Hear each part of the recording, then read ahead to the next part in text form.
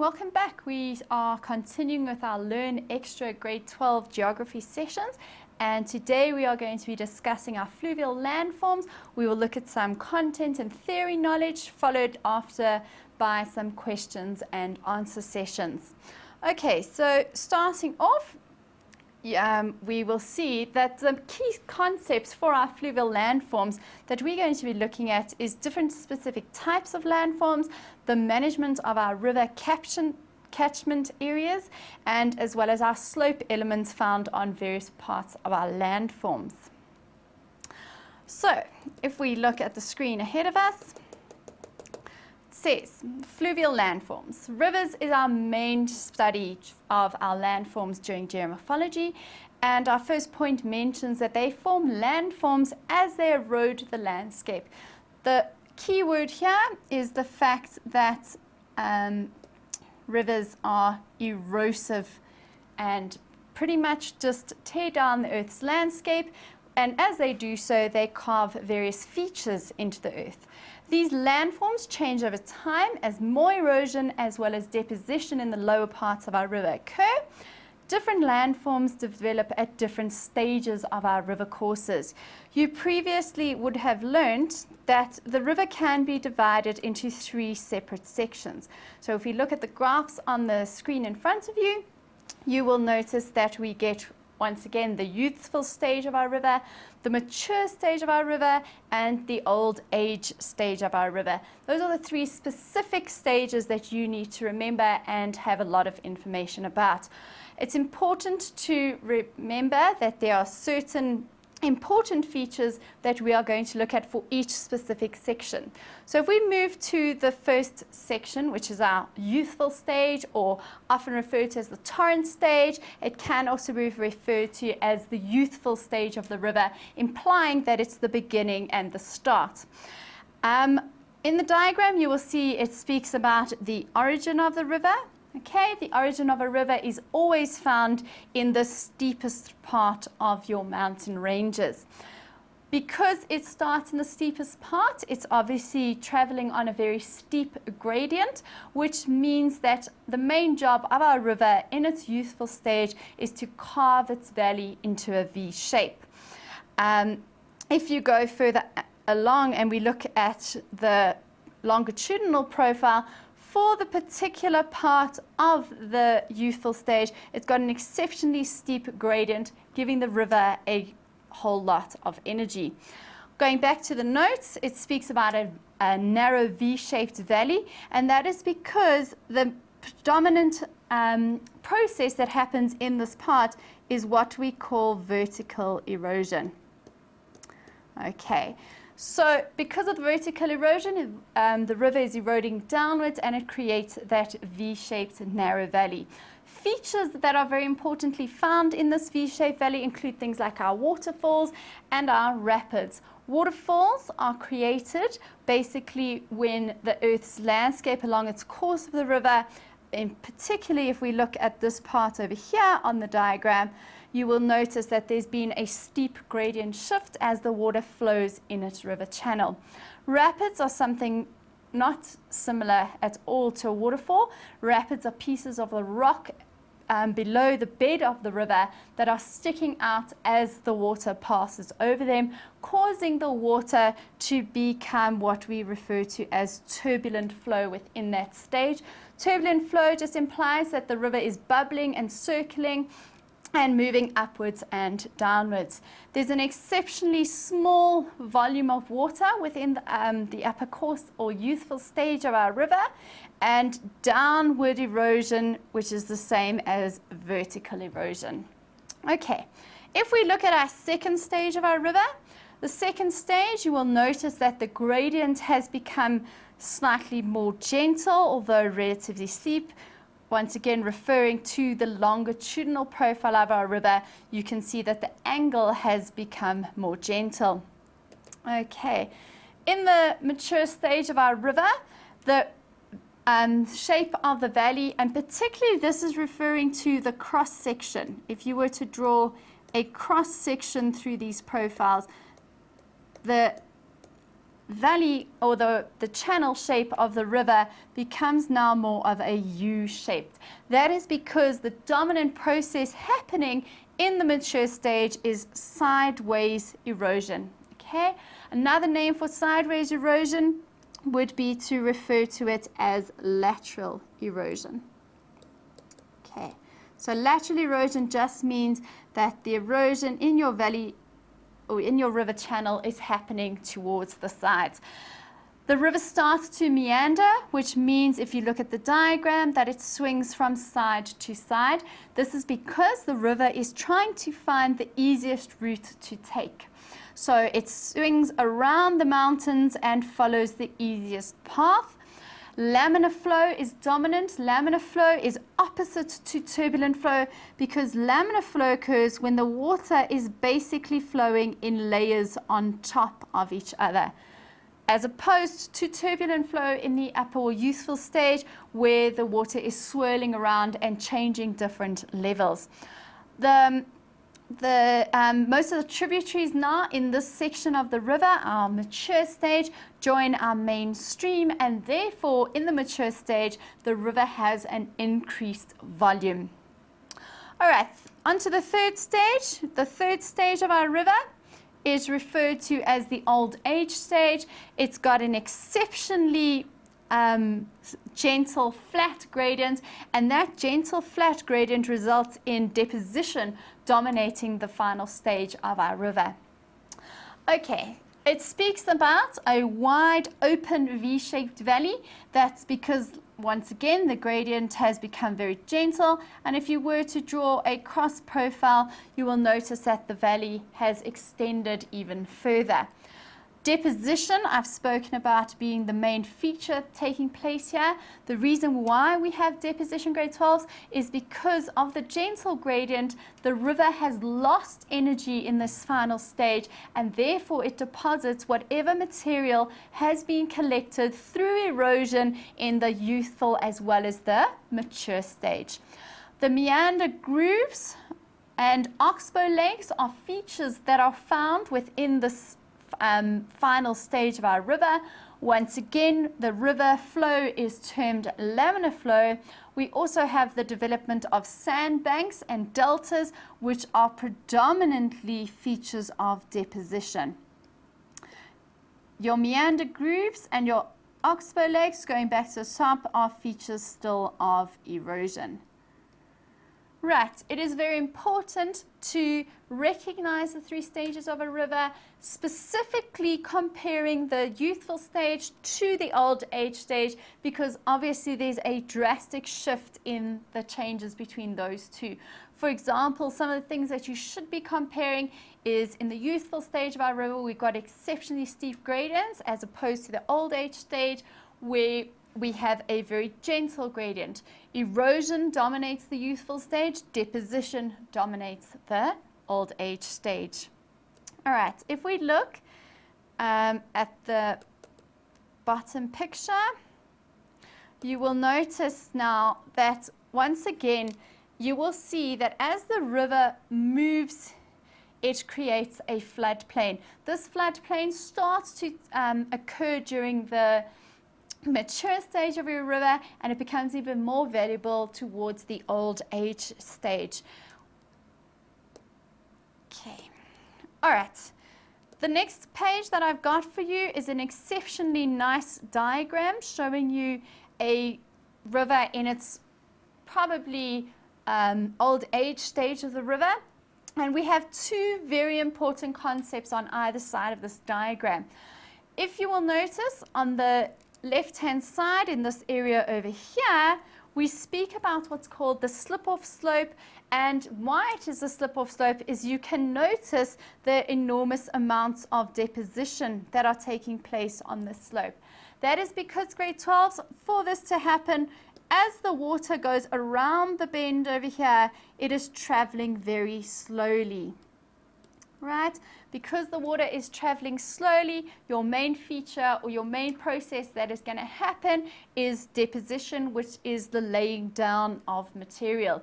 If we move to the right-hand side of our diagram, you will notice, especially in these parts over here, a whole lot of erosion has taken place. That is because the river on this side is flowing much faster. Because the river's flowing much faster, it has got more energy. The more energy the river has, the greater amount of erosion we are going to have. That side of the riverbank is referred to as the undercut slope. Very important, if you were to draw a cross section of this area, you would have something that looks like the following. There's your riverbank, okay, and that would basically be the cross section of this diagram. If you were to draw it in a simple sort of sketch of that area, you would label that side as your undercut slope. And why is that an undercut slope? Is because that is where we're having erosion taking place. And this bank over here is what we refer to as the slip-off slope. And that grade 12s is because we are experiencing deposition. Just a reminder, deposition occurs because the river has little energy and flows on a gentle gradient. And obviously the opposite happens for our undercut slope. Over here our river has lots of energy, okay, and it's because it flows over a river has lots of energy on that side because the water is moving a lot quicker around the outside bend. Okay, right, the next diagram that we're going to look at is specifically the formation of a delta. Now, a delta is found at the river mouth, or basically where the river enters into the sea on its final stage. Okay, so if we look, it says a river builds a delta out into the sea by depositing. So a delta is a depositional feature. It deposits its stream load. That stream load has been collected in the 3 stages of our river. So in other words, the deposition comes from the youthful stage, from the mature stage, as well as from the old age stage. All right, it's deposited at the mouth. That is the point at which the river enters the sea. It is also the end point of that river. It says, especially into a coastline with a slow current, if the currents are any faster or quicker and have more energy, they are simply going to wash away the deposition that the river deposits into that landform. We are forming new land on the seabed. So if we take a look at the diagram, you will notice that we have got once again an idea of the river meandering. It speaks about a pool and a riffle. You will notice that the riffles are areas of deposition. Your pools are areas where water is collecting on the outer banks of your river. The more important diagrams to look at is the development of our delta. You will notice that picture number 1, okay, this picture over here, you will see that the river is entering into the ocean. So this would be your ocean over here. Okay, this point over here would be called the mouth of your river. Okay, the mouth of your river is where the river has its entry point into the ocean. This is the deposition that is taking place because as your river enters into a stationary body of water, being the ocean, its energy is reduced immediately, forcing that river to lay down any material that it has collected through the course of your river from its source all the way through to its mouth. Over time, you will notice that when the river comes into the ocean again, it starts to now split on either side of that deposition. If you look at diagram 2, we have had more depositional deposits, which are indicated by these areas over here, and you will see that the water flow coming out of our river into our ocean has now had to move around more islands of sand deposition. Diagram 3 shows you how even further that delta has spread out. Most of these areas of sand that have been indicated, which is the deposition from our river, are exceptionally fertile, which means that they contain nutrients and silt from the collection of that river, and they often become very important agricultural areas. Figure 4 in the diagram, you will notice that is an aerial view of an actual true life delta where that river has spread out into the ocean. Right, management of our river caption areas. Water on the Earth's surface is extremely important. We need to protect our river sources. We need to protect our fresh water in particular. Point number 1 mentions that although about 70% of the Earth's surface is covered by water, only 2% of the Earth's water is fresh water and is suitable for our use. The rest, the 98% that is left over, is contained within our glaciers, it is contained within our oceans, and the majority of that leftover water is incredibly salty, which cannot be consumed by humans. The second point, this fresh water supply comes from our rivers, from our dams, and from our groundwater sources. Population growth is having a major effect on the availability of our fresh water. The expansion of agriculture and industry, which forms as a result of population growth. Obviously, the more people that are on this earth, the more people need to eat. Therefore, an expansion of agriculture is necessary. An expansion of industry is necessary because all these increased population need places to live, they need to be offered jobs, and so we have created a massive problem. And increasing urbanization means that more water is needed.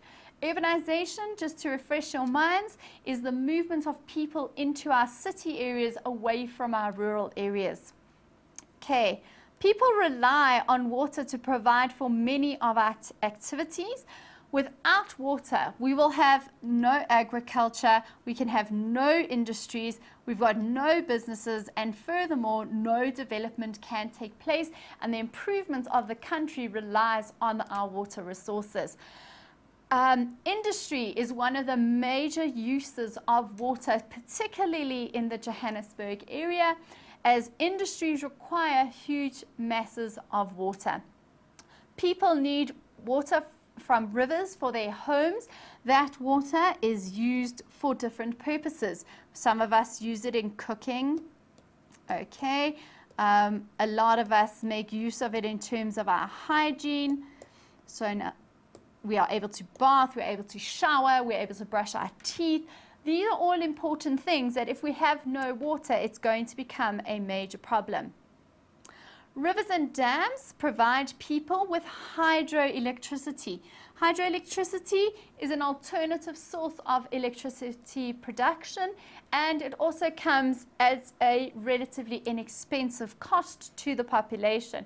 These rivers and dams help us to generate the electricity, but obviously if we decrease the water in our rivers and dams, we are unable to produce effective amounts of hydroelectricity. Rivers supply us with food, and areas are used for recreational activities, tourism, cultural activities, and settlement. Bird and wildlife depend on our rivers and the vegetation in the riparian zone. The riparian zone is an area of the river where we find an exceptionally amount of different species that are particularly associated with our rivers. Rivers and their catchment areas need to be monitored as well as managed so that everyone can have access to clean water. as well as our ecosystems remain healthy so that flooding can be controlled. Flooding is a very important part of our river management, as well as sustainable development can be maintained.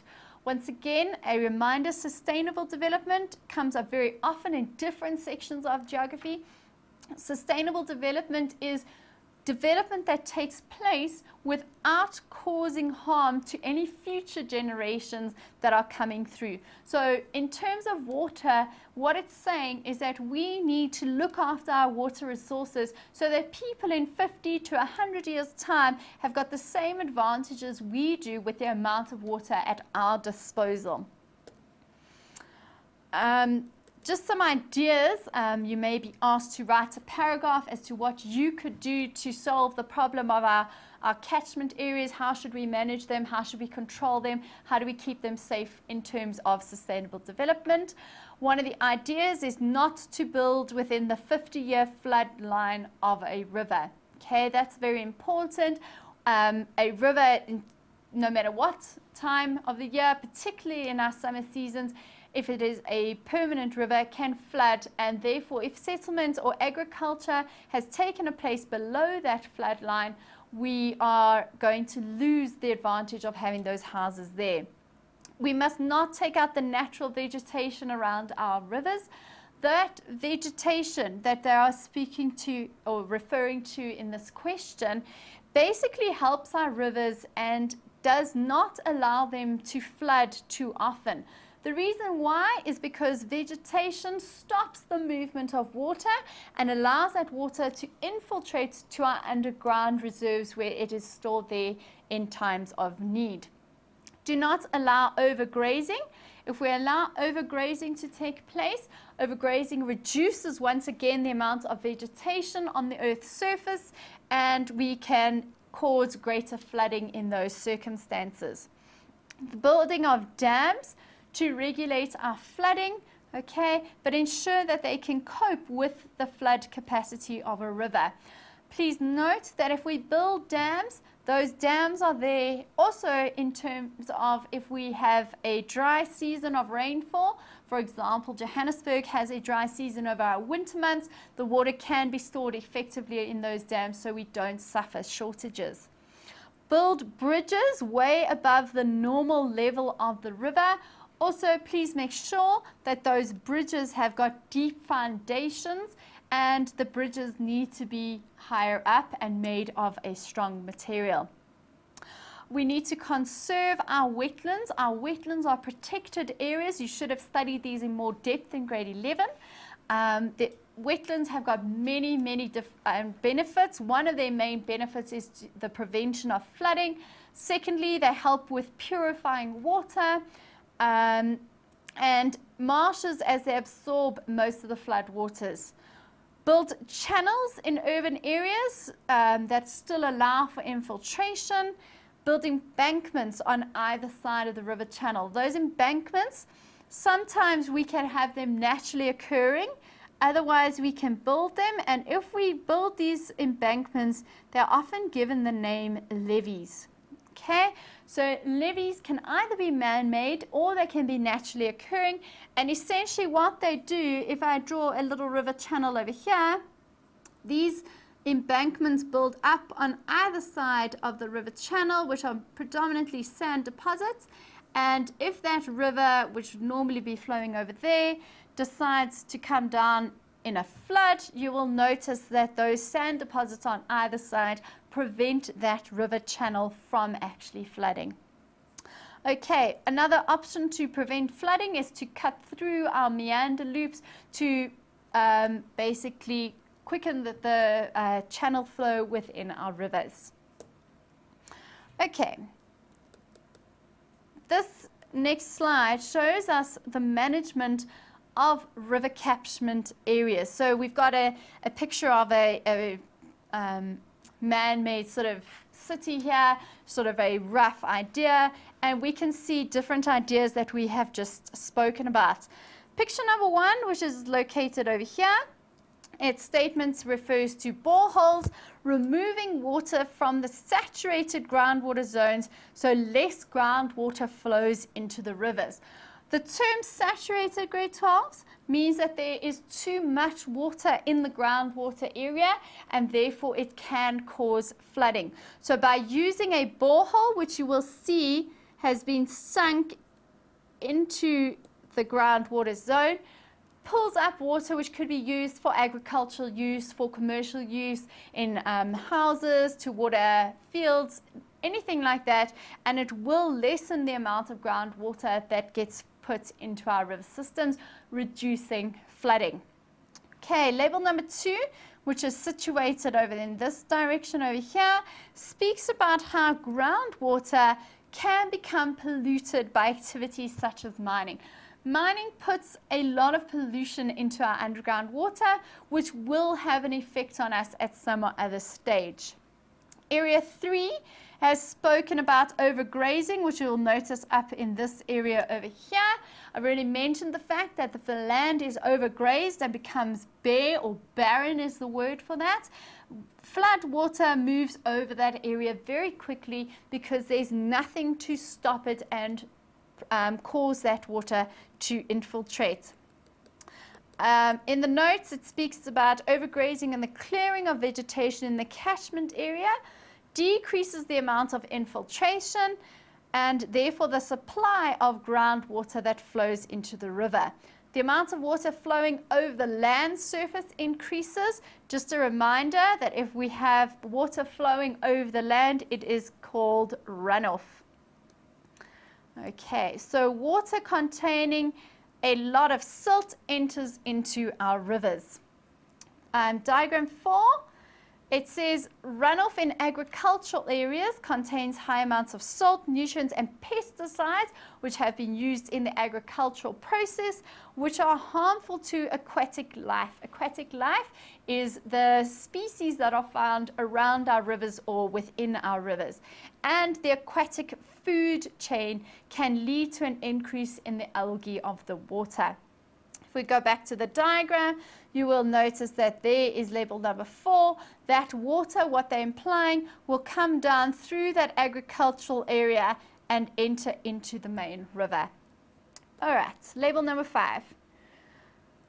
Okay.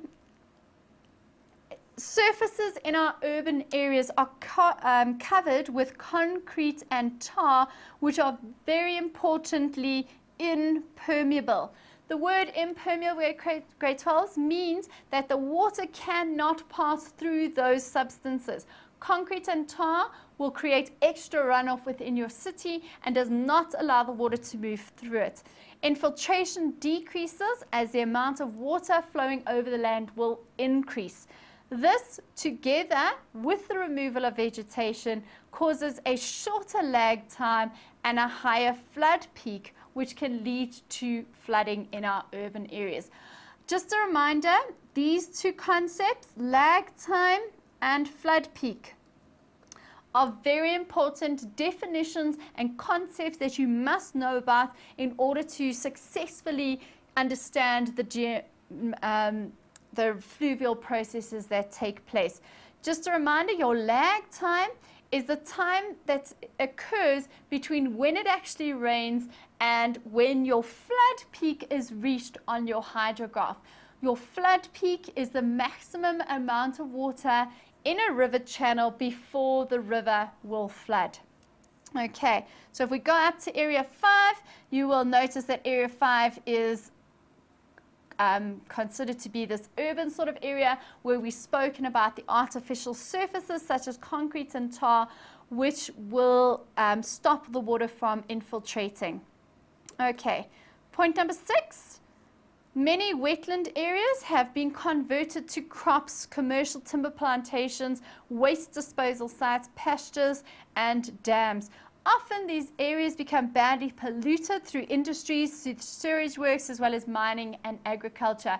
We've spoken already about the importance of our wetland areas and how they actually help in preventing flooding as well as purifying our water.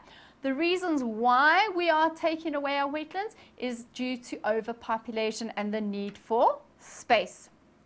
Point number 7, removing water for irrigation, domestic use, industries and mines changes the flow of the river, reduces the river's habitat and affects the ecological processes of the river. The return water flows from these activities can affect the quality of our water, and mismanaged sewage works can lead to excess sewage going into our rivers. So if we go and look at label 7, you will notice that the sewage works and coming from the agriculture and the mining are all going into the system and being fed into the river, which will carry on flowing downstream. All right, point number 8. Water transfer schemes and the construction of dams results in unnatural flow patterns and disturbs the river's ecology. The reason for this is when you have a dam, the water is held there temporarily, and it often takes out the silt and the nutrients that have been collected and deposits it at the bottom of the dam, which becomes very wasteful. The river deposits some of its load into the dam, but then has excess energy to erode the channel downstream of the dam because it is no longer carrying a heavy load. Although a dam replaces the damage to people and their homes caused by flooding, it often disrupts the life cycles of some species, and many people lose their homes when parts of the drainage basin are flooded to create this dam. Label 8 is looking over here. You will notice is the dam wall. It stops the water that is collected from the top. And when they spoke about it over here, by building the dam over here, these areas before the dam can still likely be affected by flooding. After the dam wall, you will notice that once the river starts to flow again, it's got an excess amount of energy again. Okay, label number 9. Recreational activities in the riparian zone disrupt the ecology and result in litter and other forms of pollution. This is what they're looking at here, the activities, boats, jet skis, people just using the dam, for example. They cause massive amounts of pollution which get added back into the system. Point number 10, settlement and construction within the riparian zone is often too close to the banks of the river or actually found on the floodplain. This disrupts the natural flow of the river and can cause the banks to collapse, resulting in these people losing their home. And obviously here we have industry taking place, which will lead to the pollution of that river. Point number 11. People introduce alien plant species. Alien plants are plants that are not indigenous to South Africa, so they're not found here and are naturally occurring, such as willows, blue gums, and poplar trees. And why those trees are such a problem is they use an excessive amount of water in order to grow. Alien fish compete with our indigenous species, so those species that are naturally found here in South Africa, and there's a resultant loss of diversity. What you may find happening is that the alien fish start eating up all the fish that are indigenous to our country, and therefore we start losing important species. Many of our rivers have been invaded by the alien water hyacinth plant, which also relies on a huge amount of water species.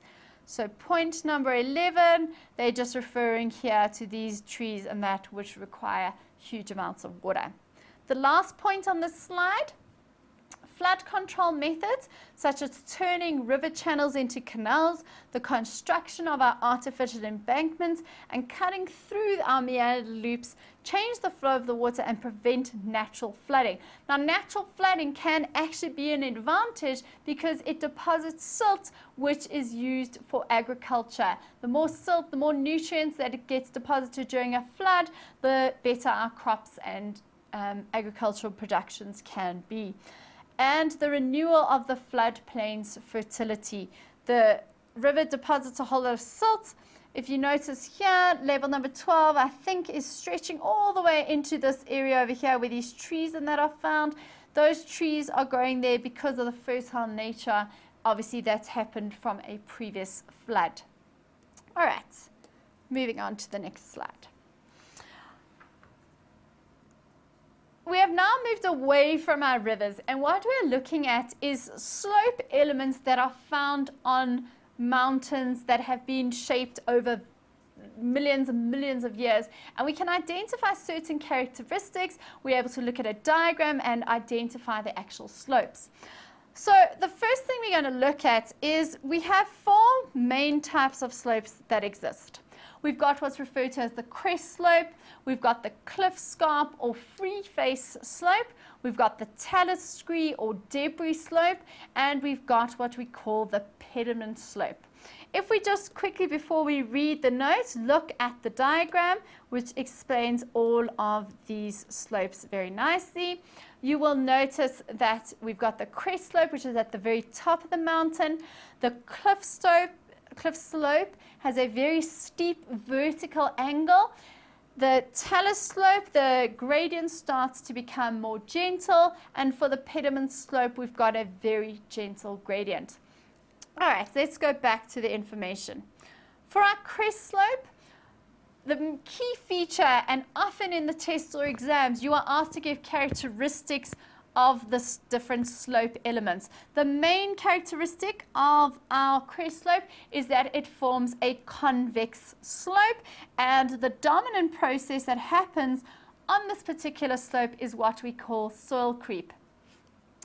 Okay, so if we look at the crest, you will notice there is the convex shape that I am referring to. Obviously, convex is the opposite of concave. Okay?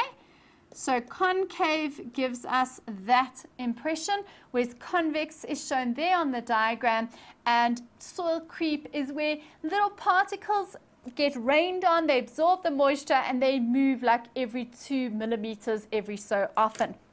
The next slope is what we call our cliff scarp or free face slope.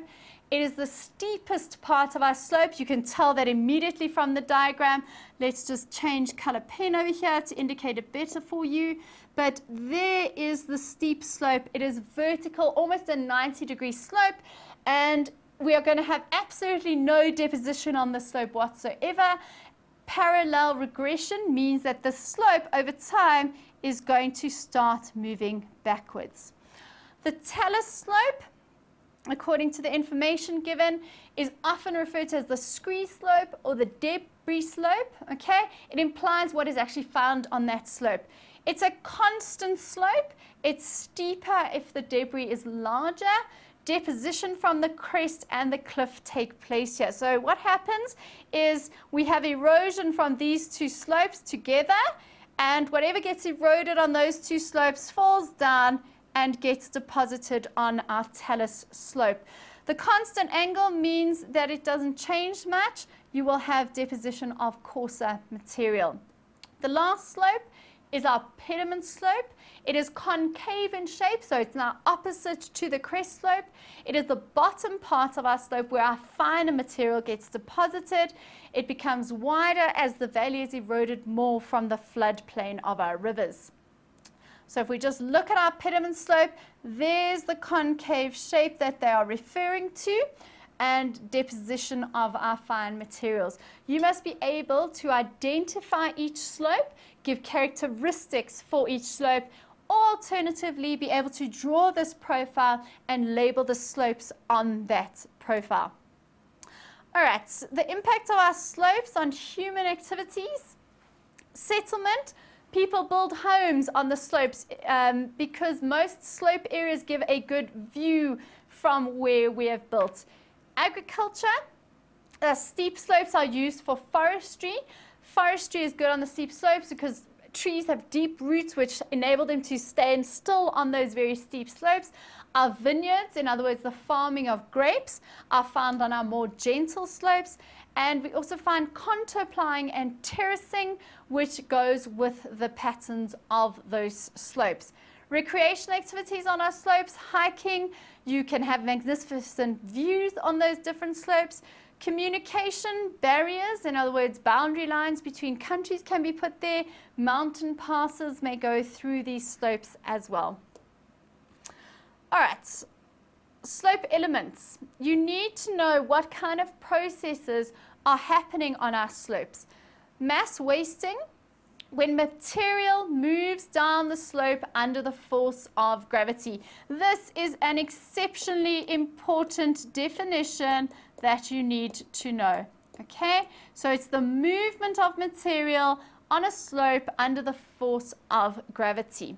Soil creep is a slow process of mass movement. It says the soil moves down the slope due to the expansion and contraction as a result of temperature changes. When we have expansion, it is during hot daytime conditions. When we have contraction, it is during colder temperatures. Okay, so what happens is during the day, the heat expands the soil. During the night, it gets smaller because it contracts, and this little process causes the movement of these particles. Now, what's considered to be flowage is our soils become saturated with water. Solifluction occurs when the soil slides on the frozen ground beneath it. So the ground actually below the soil has frozen due to cold temperatures, extreme conditions, and the soil moves over the top because it is frozen underneath. Earth flow is clay that moves down the slope in a large mass. Clay is a very sticky type of soil. And mud flow is when you have massive amounts of mud moving down the hill very, very fast, and those mud flows can be exceptionally dangerous. Rock falls, it's what it implies. We basically have individual rocks breaking off and falling down the sides of the cliff. And landslides, large part of the rocks break loose and slide down the pavement.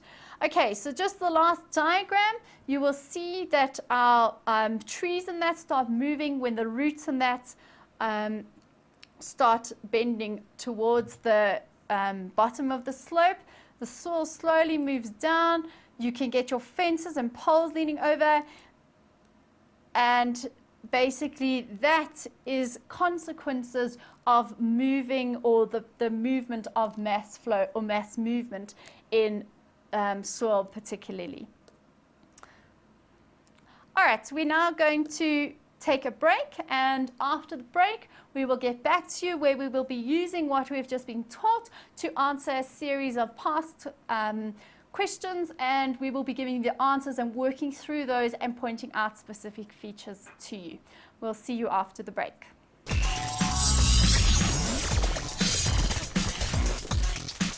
Welcome back after our break, and now we are going to look at the knowledge that we have just learned and use it in applying it to questions that are asked from past question papers. So if we take a look, question 1 is what I like to call the easier questions of the question paper. They're simple, one-word answers, multiple choice, true or falses, and they are easy for us to score good marks on these particular sections. So question 1 says, study the figure below showing a photograph of a section of a river. Various options are given, so this is now multiple choice. 2 possible answers for these various questions. Choose the answer and write the letter A to D next to the question number. Just by looking at this diagram, you will see that it is showing us a river that is meandering. It's possibly on the final course of that river. We see different features that are being formed. We learned about the undercut slope, the slip-off slope. We learned about oxbow lakes. All these things can come up in terms of these questions. So the first multiple choice question says the feature labeled Y is a or an A undercut slope, slip-off slope, oxbow lake, or dip slope. Now if we go and look at what feature Y is pointing at, you will see it is referring to this area over here. Let's just change the pen color. Okay, so like I explained to you when we were going through the theory, as the water flows in this direction, it's going to cause greater erosion on that side of the river. And this area over here, you will see we have deposition taking place. Deposition relates to B, which is our slip-off slope. Why does it relate to B? It's because that is where we find deposition taking place. Why do we have deposition there? because the river is traveling a lot slower around this corner, and therefore it deposits the load that it has been carrying. Next question. The section of the river shown in the photograph is in what course of the river? From the diagram, you can see that this river is traveling on a very, very gentle gradient. It's got an exceptionally wide floodplain. Those are all features of what we refer to as the lower course of our river. Previously, when we spoke about it, we also referred to it as the old age stage of our river. So that would be an alternate answer that you could look for in case they do not write the lower course of our river. Question 3. During a flood, the river is likely to break through at point Z, resulting in the formation of A. So if we go look back at the diagram, there you will see river Z, okay? So we are looking at the river cutting through this area over here. If the river cuts through that weaker point, it's going to exclude, let's just see if we can get the whole picture in, this whole entire area over here, which becomes what we know as an oxbow lake, right? 1.4. The river shown in this photograph flows throughout the entire year. It doesn't take a break, it does not dry up, and is therefore referred to as a permanent or a perennial river. Okay, 1.5. The river shown in this photograph displays a what type of stream channel pattern? I already mentioned to you the fact that it is looping from side to side. When the river loops from side to side, it is referred to as a meandering channel. So you will notice, grade 12, that those questions are exceptionally easy. It is a lot of work that you can actually study. It's based on facts, and you don't have to interpret the work too much. All right, moving on.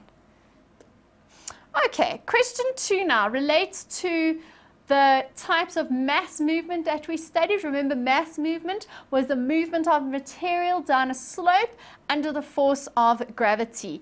The figure below contains information on a type of mass movement, and this one in particular that they are looking at is the mudslide mass movement.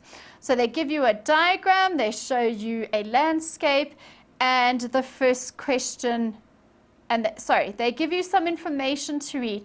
It is often very, very important, grade 12s, that you do read the information that is given to you, as it may help you in the some of the questions to actually answer those questions, because the answers are within the paragraph. So if we just go through it quickly, it says 400 buried in Taiwanese mudslide. A mudslide touched off by a typhoon. Just going back to your climatology, a typhoon is the name given to a tropical storm in this particular area of the world, or alternatively a tropical cyclone. Okay, has buried a mountain village in Taiwan, leaving at least 400 people unaccounted for. Typhoon Morakok slammed Taiwan over the weekend with 2,000 millimeters of rain. A disaster appeared to be unfolding at the southern village of Xialin, hit by a mudslide on Sunday and now cut off by land from the outside world. A Taiwanese official said 400 people were unaccounted for within the village. Key factor here is that typhoon or that tropical cyclone brought 2,000 millimeters of rain within a short period of time. The first question that is asked is what evidence in the diagram indicates that a mudslide has occurred. Now, very important, grade 12s. If they are specifically referring to the diagram, you need to give evidence that you can actually see visible within this diagram. So you cannot make something up that is not shown here in the diagram, and therefore it is best to give something that is. So if we look at that diagram, we will see that this tree over there, that tree over there has fallen over. That is showing you evidence that the mudslide has taken place. Plus, you will notice at the top over here, there has been a steep break in the landscape where the actual part of the land has shifted downwards under the force of gravity. And also these arrows are showing you the movement of the mud downslope. So either one of those three options, the mark allocation is 2 points. So you need to give 2 points. And I have given you 3 answers. We looked at the bending trees. Okay, we looked at the steep break in the upper part of the slope, and we've also seen the arrow showing you the movement of mud down that slope. All right, question 2.2. Okay, so once again, we look at the same diagram, and the information is given again. The question now says, how was Typhoon Morakot responsible for triggering the mudslide in Taiwan? Now, when I first went through the information with you, I pointed out that Typhoon Morakot delivered 2,000 millimeters of rain within a short space of time. For 1 point, it is the heavy rainfall that occurred from this typhoon that was responsible for triggering the mudslide in Taiwan. And secondly, what happens is when you have so much rain within a short space of time, your soil that water is landing on becomes saturated very quickly. The word saturated means that the rain the soil can no longer hold more water, and therefore it increases the runoff on the surface of the land. So the 2 answers that we're looking for here, because once again, it is 2 times 2. Number 1, the massive amounts of rain that were caused by the typhoon. And secondly, due to that huge amount of rain, the saturation of the soil occurred, increasing the amount of runoff on the surface. Right, the next question. Okay.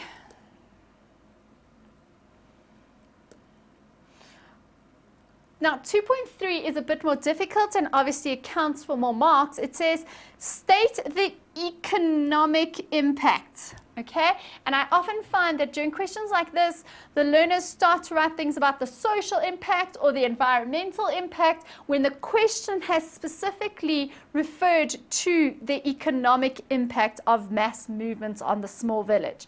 So when we're looking at the economic impact, we're looking at things that it does to the economy of that small village. So some ideas here. It's going to destroy their agricultural land. If they're just a tiny little village, they're probably reliant on that agricultural land, and that's going to impact their economy. We're going to have less food produced within that little village. You're going to lose jobs because of all the flooding, damage to infrastructure. A little village like this obviously doesn't have a lot of infrastructure, but the flooding in that is going to destroy what they've already got. It's going to be very costly in terms of the economics to rebuild that village.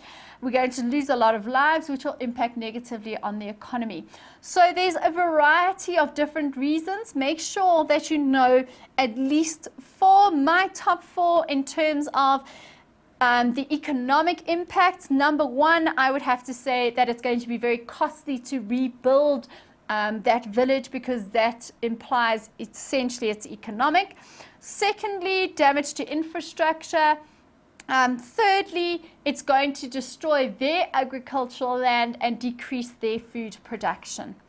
The 2.4 then says, suggest 4 ways. So they're looking at 4 separate points in which humans are responsible for causing mass movements. So what are humans doing within that village to have caused that mass movement to occur?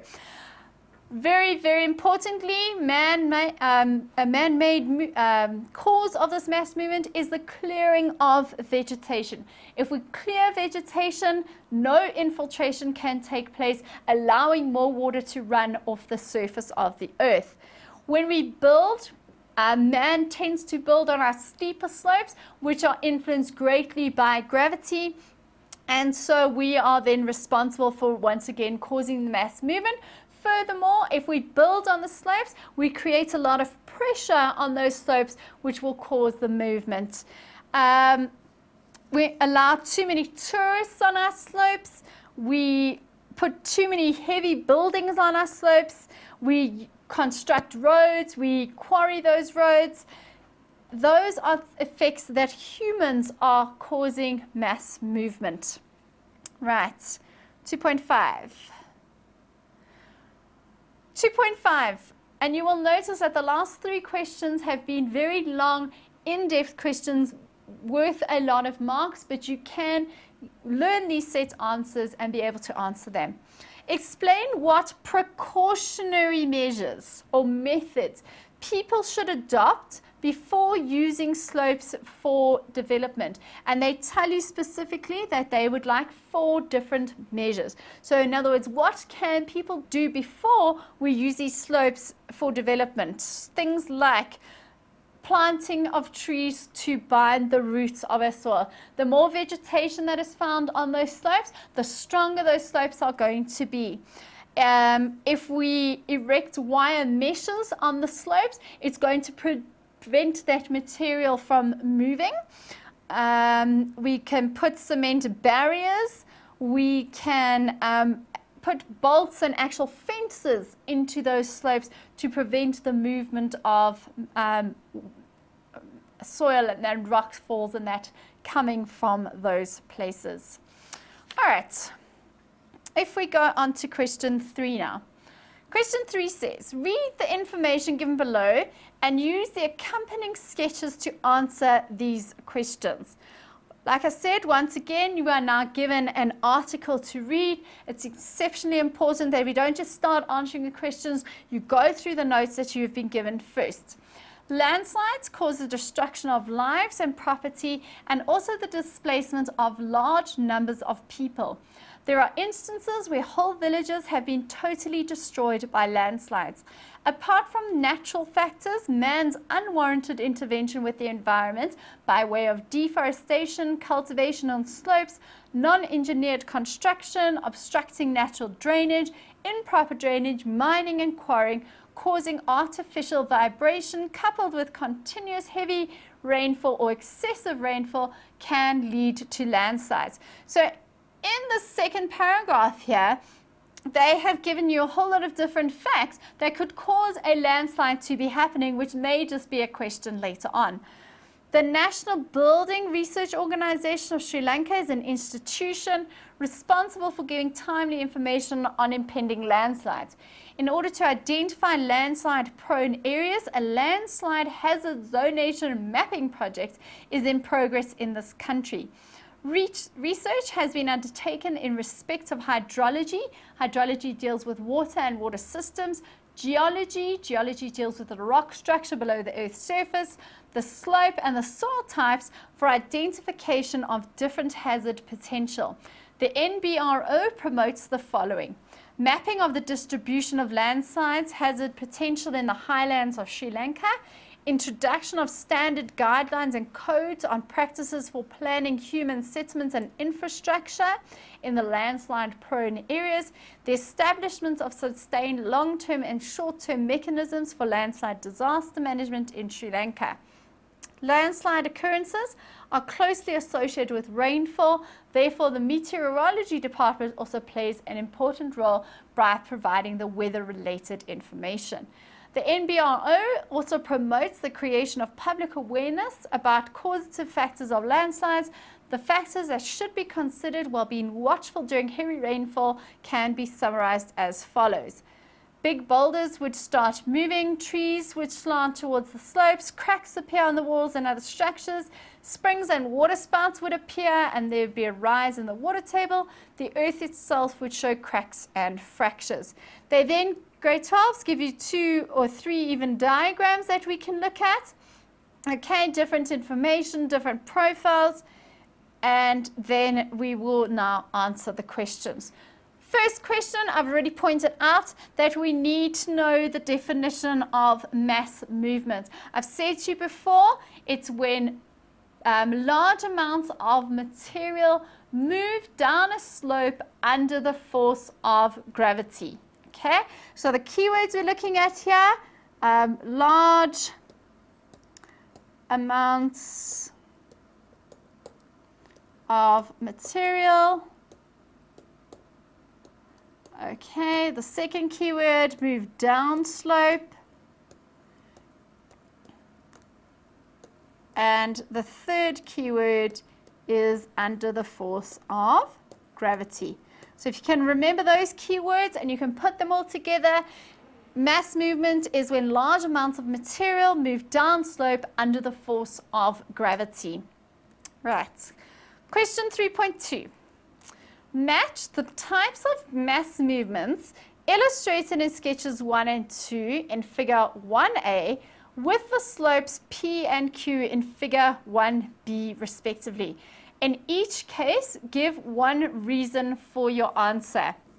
Okay, so if we go back to our diagrams, which are on this page over here, they have asked you, this is figure 3a, those are two different types of slope movements, and they want you to associate it with the different slopes Q and P.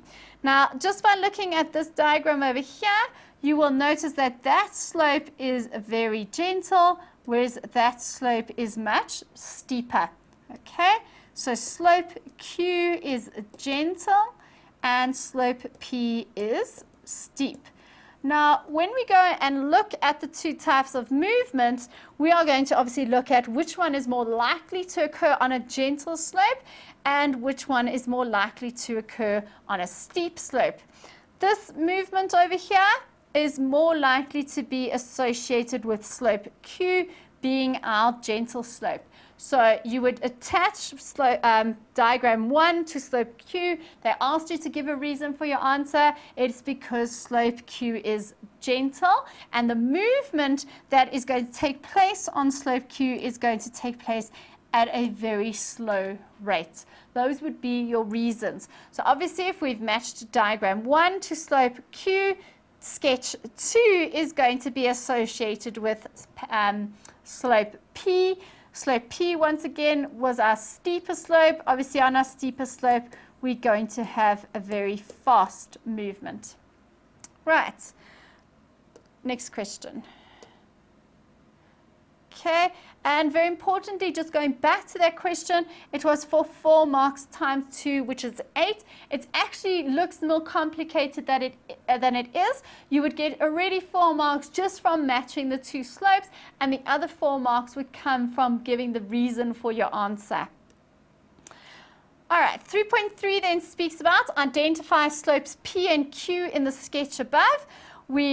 If you remember in mind, slope P was our steep slope, and how I like to remember it is the steep slope is always referred to as the scarp slope. So the S and the S relate to each other.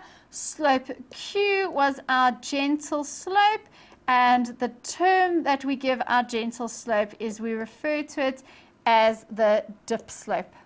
Okay, so steep slopes are referred to as the scarp slope. The S and the S go together. Gentle slopes are referred to as our dip slope. 3.4. State the main difference between the two types of mass movement illustrated in sketches 1 and 2. We identified that the movement in sketch 1 was taking place very slowly, and the movement in diagram 2 was happening very fast or very quickly. So it says state the main differences between the two types. So what is causing the movement in picture 1 to go slow, and what is causing it to go fast in picture 2? We look at number 1, the speed of movement, which we've already discussed in terms of slow or fast. And secondly, we look at the volume of material moving down those slopes, or what we could also refer to as the quantity. So what actually is moving down those slopes, how much is moving, and is this taking place fast or slow? All right, now question 3.5 is what you will find in most of the questions for geography. We get paragraph questions, and if you can read the question and highlight exactly what is being asked, it makes answering the paragraph a lot easier. So we're going to read through this one and we're going to highlight what's important. Poor management of slopes, such as deforestation and poor farming methods, has a detrimental effect on the economic activities along these slopes. With reference to the article below and sketch 2 in figure 3a, so the sketch we've previously looked at, write a short essay highlighting man's contribution to increasing the mass movements along slopes, the economic consequences thereof, and what can be done to rectify the situation. So, 2 points are needed on highlighting man's contribution. Second 2 points, what are the economic consequences? And another 2 points on what can be done to rectify the situation. So you will see that what seems to be a massive paragraph can actually be broken down into 3 separate little questions. Highlight the man's contribution to this increasing mass movement along slopes, what are the economic consequences of it, and what can be done to rectify the situation. So two or 3 points on what has man done. Deforestation destabilizes the slope. In other words, the roots are gone, they're not holding that material in place. It's going to cause mass movement. Who is causing deforestation? Man is causing deforestation. If we cultivate on our slopes, we are loosening the material in terms of cultivating. It's going to cause it to move. The construction of our roads and our railway lines along these slopes, once again, is going to upset the stability of that slope. And mining or anything on that slope is also going to loosen the rocks. So there's quite a few different things that man is doing that is going to contribute to mass movement. The second part was to look at the economic consequences. So, for example, what is this going to do to the economy of our country? It's going to destroy our settlements. Okay? It's going to disturb our infrastructure. If we can't build roads, if we can't build telephone lines, if we can't do power lines, it's going to ruin the infrastructure of a country. We can't transport our goods through the railway lines or over the roads, so it's going to decrease the amount of production and, goods that we can send out of the country. It's going to be very expensive to rebuild if something were to happen to these slopes. And those types of things, grade 12s, are the economic consequences. Lastly, what can be done to rectify the situation? There's quite a few different things we can do to prevent mass movements. We can put wire mesh along the sides of those embankments to prevent the material from falling down. We could practice afforestation or reforestation, whereby we add extra vegetation to the area. We could avoid developing our settlements on those slopes to start with. We can settle in other areas. We don't have to cultivate on those slopes. We could build retaining walls. So there's plenty that can be done in order to rectify the situation. And you will see that this paragraph question becomes much easier to answer if you break it down into the 3 separate sections. Okay, question 4. Use the figure below showing the 4 slope elements, so that's what we looked at the end of the theory section earlier, to assist you in giving one word or term for each of the following descriptions. Write only the term next to the question number. For example, 1.6 base flow. The same term may be used more than once. All right. Once again, these are what I like to call the easier questions. They're 1-word, 2-word answers that you can get easy marks in. So there we're looking at our different types of slopes. When you look at a diagram like this, certain characteristics of these slopes should become immediate to you. For example, if you remember, our crest slope was very convex in shape. Our cliff scarp slope has a 90-degree angle, so there'll be absolutely no deposition on that slope. The talus debris basically collects all the material from the previous 2 slopes, and our pediment slope has a concave shape. Okay, so before you even look at the questions, maybe jot down a few of those ideas so that you are ready and prepared for what is coming. All right, so the they want you to write down which slope displays the following characteristics. Slope element with a convex shape, you would know to be the crest slope. Okay, we looked at that earlier. There it is. There is the concave shape of, the convex shape of that slope. 4.2, low angle slope element. Okay, the low angle slope element is possibly this pediment slope down here. Okay. Soil creep occurs on this slope element. We spoke about soil creep happening within the crest slope. Number 4, slope element that is a rocky vertical outcrop, very rocky, no deposition, is our cliff free face or scarp. So we can write any of those words. The one I like to use is our scarp, or alternatively our cliff. Okay, it describes quite nicely what it is. Slope elements composed mainly of weathered material is going to be our talus, or what they call the scree slope. So like I said, those are the easier one-worded kind of questions that become very easy to answer. Then question 5 says, refer to figure 5.2, illustrating the 4 slope elements or forms. Choose the correct term from those given in brackets to make all the statements true. Write only the term next to the question number. So once again, you will see we've been given a diagram depicting slope elements. It's another nice, easy one-word answer question. And 5.1 says, the landform illustrated in the figure above is associated with either tilted or horizontal sedimentary rock. Grade 12s, if they are looking for the word tilted, they are looking for a structure that looks more like that. Okay, this structure is more definitely horizontal sedimentary rock. You would imagine that this diagram would continue and it breaks it down into layers. This rock structure is definitely formed in that way, and it's certainly not sitting at an angle as if it was tilted. 5.2, slope element W is called there's slope element W there. It is looking at this very steep cliff face.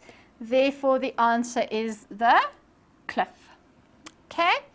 5.3, slope element W consists of soft or resistant rock. Soft rock is easily erodable. Resistant rock, like the word says, is resistant to erosion. Therefore, this slope over here is made up of resistant rock structure. Okay, 5.4. The angle at which slope element X develops remains constant or changes constantly. Slope element X over here, which is a part of our talus slope, we learned in the theory that it remains at a constant angle. Okay, so the answer there would be remains constant. Slope element Y gets wider or narrower as the slope element X retreats. And the answer there is because it gets more and more deposition, the slope actually gets wider. So if we go and look at that, it's going to stretch out even further over time. That brings us to the end of our questions and answers. We hope that we have managed to answer some of the problems and that you have. Just a few tips. Get your knowledge done, know your terms, know your definitions, especially for the easier questions where it is very easy to score marks in terms of definitions and knowing the actual work. And when it comes to writing paragraphs, highlight what is actually being asked and break it down into 3 separate questions like we did, instead of trying to answer the whole thing in one go. And very importantly, you must answer what is asked within the question. Please Keep watching. There's going to be another geomorphology section which will cover your structural landforms as well. So those things should give you a good sound knowledge on geomorphology.